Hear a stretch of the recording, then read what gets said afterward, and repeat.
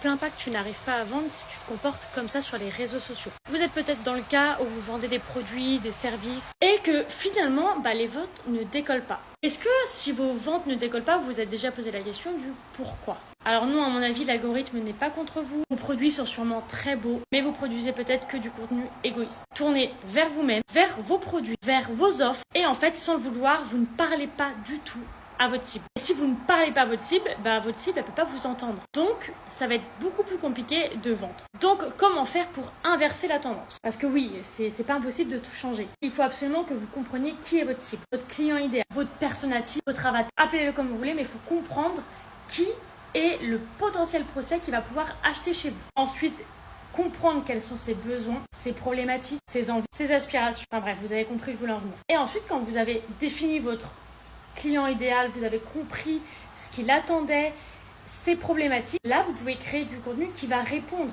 à ces problématiques-là. Je vais juste vous donner un petit exemple pour être sûr que vous compreniez bien. Par exemple, si vous êtes menuisier et que vous voulez vendre une porte, d'après vous, est-ce que c'est mieux de dire alors ma porte est 100% chêne, donc en bois massif, fabriqué à la main par une petite entreprise française? Ou est-ce que c'est mieux de dire, si vous êtes concerné par la perte de chaleur, que vous avez marre de payer des prix exorbitants pour vos factures de chauffage et que vous ne savez pas d'où provient votre perte de chaleur, intéressez-vous à notre gamme de portes en bois massif qui va vous assurer un gain de chaleur et surtout vous éviter d'en perdre. Et vous verrez que vos factures de chauffage vont drastiquement baisser.